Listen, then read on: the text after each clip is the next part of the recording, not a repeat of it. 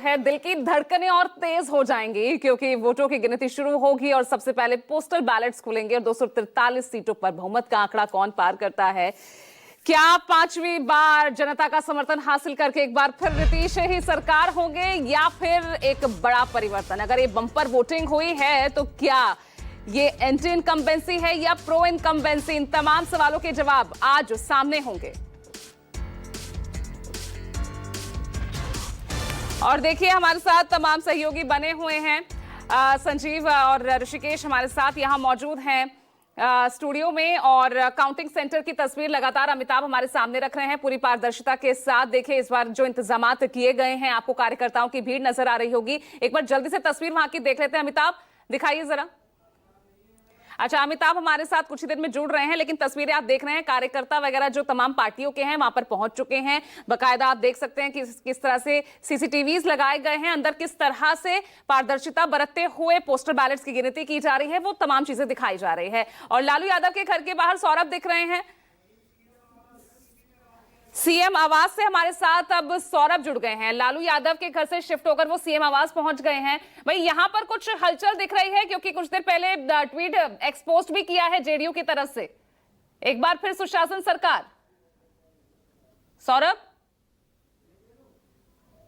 जी बिल्कुल पूजा, इस वक्त मैं मुख्यमंत्री आवास के सामने मौजूद हूं और निश्चित रूप से यहां पर हलचल बढ़ गई है क्योंकि सबको पता है कि कल और परसों यानी 2 दिन जो है वो मुख्यमंत्री अपने सरकारी आवास से ज्यादा दूसरे जगह गए हैं। परसों भी वो सबसे पहले वो हनुमान मंदिर गए, उसके बाद गुरुद्वारा गए, उसके बाद मजार पर जाकर उन्होंने चादर चढ़ाई। कल भी दिन भर वो जो जदयू के बड़े नेता हैं उनके आवास पर जाकर उन्होंने मुलाकात की और उसके बाद जदयू कार्यालय गए और जदयू का जो वार रूम था वहां पर भी जाकर उन्होंने सारी चीजों को देखा कि सोशल मीडिया के थ्रू कैसे पूरे चुनाव में पार्टी के तरफ से कैंपेनिंग की जा रही थी। तो निश्चित तौर पर यहां मुख्यमंत्री आवास के पास भी सुरक्षा जो है वो बढ़ा दी गई है, हलचल शुरू हो गई है और ऐसा माना जा रहा है कि मुख्यमंत्री थोड़ी देर में कहीं जा सकते हैं। कहीं का मतलब ये है कि वो पार्टी ऑफिस भी जा सकते हैं और जो पार्टी के वरीय नेता हैं उनके आवास पर भी जा सकते हैं। तो निश्चित रूप से पिछले 2 दिनों से हम देख भी रहे हैं कि पटना के चौक चौराहे पर बड़े बड़े होर्डिंग और पोस्टर लगाए गए हैं, टाइगर अभी जिंदा है। तो निश्चित रूप से एक बार फिर से मुख्यमंत्री नीतीश कुमार जो हैं वो काफी एक्टिव हो गए हैं। शायद उन्हें आभास हो गया है कि इस बार जो एग्जिट पोल में दिखाया गया है कि एनडीए को बढ़त, तो उन्हें भी ऐसा लगने लगा है कि इस बार भी एनडीए की सरकार बनेगी और फिर से वो मुख्यमंत्री बनेंगे।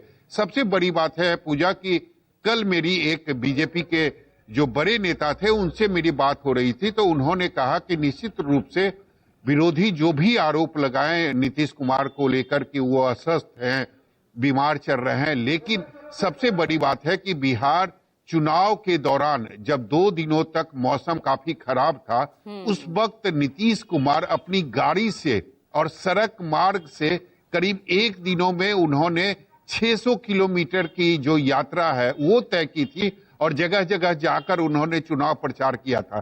तो निश्चित रूप से वो जो पहले नीतीश कुमार थे वही एक्टिव जो है वो फिर से वो नजर आने लगे हैं। सुबह सुबह वो निकल जाते हैं और निश्चित रूप से उन्हें पता रहता है कि उन्हें कहाँ जाना है। तो कल भी वो निकले थे, बिल्कुल, और उन्हें आभास हो गया और तभी तो वो कह रहे हैं भाई टाइगर जिंदा है। उनकी ये मेहनत कितनी वोटों में तब्दील, जो एग्जिट पोल के आंकड़े बता रहे हैं वो कितने एग्जैक्ट साबित होंगे वो देखना होगा। अभी तेजस्वी यादव का जो काफिला है वो 10 सर्कुलर रोड से चल चुका आवास है, वहां पर तेजस्वी यादव जा रहे हैं क्योंकि वहां पर वार रूम भी बनाया गया है आरजेडी के तरफ से, वहीं पर बैठेंगे, वो अपने लोगों से संपर्क करेंगे।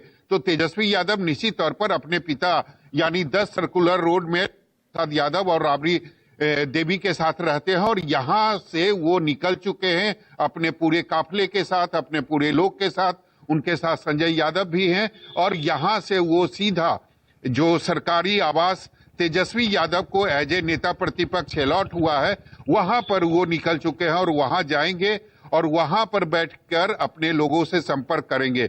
कल करीब 2:30 बजे 3 बजे रात तक तेजस्वी यादव अपने सरकारी आवास पर ही मौजूद थे और लगातार अपने लोगों को निर्देश दे रहे थे कि घबराना नहीं है, महागठबंधन की सरकार बन रही है, काउंटिंग सेंटर पर रहना है, कुछ भी अगर धांधली होती है तो तुरंत खबर करनी है।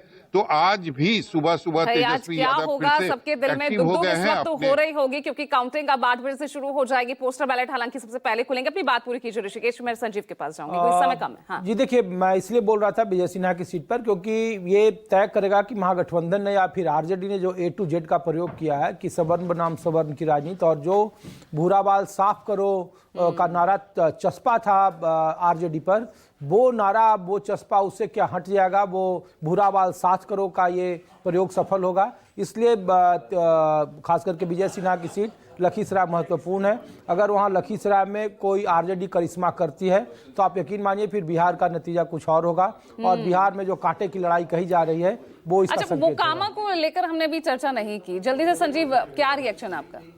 आप अगर मुझसे ये सवाल कर रही हैं कि मेरी नज़र किन सीटों पर रहेगी, तो उसमें से पहली सीट होगी तेज प्रताप यादव जहां से लड़ रहे हैं, महुआ, और दूसरी सीट होगी मोकामा।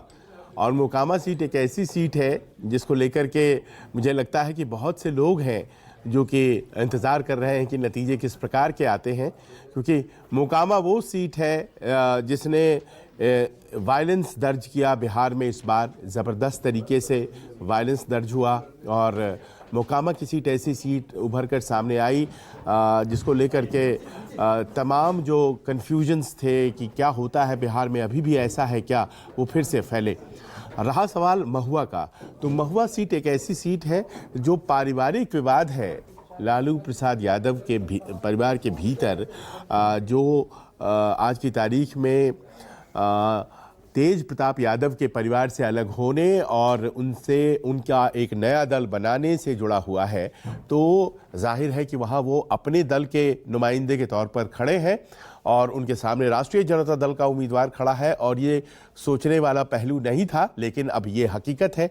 तो देखना अब ये भी है कि क्या इस बार तेज प्रताप यादव चुनाव जीतते हैं, और अगर जीतते हैं तो आरजेडी को हरा करके वो चुनाव जीतते हैं। ये दोनों चीज़ें बड़ी इंटरेस्टिंग होने जा रही हैं। ये दोनों चीज़ें अब कुछ देर बाद जब शुरू होगी काउंटिंग तो इस पर लगातार नज़र बनी रहेगी।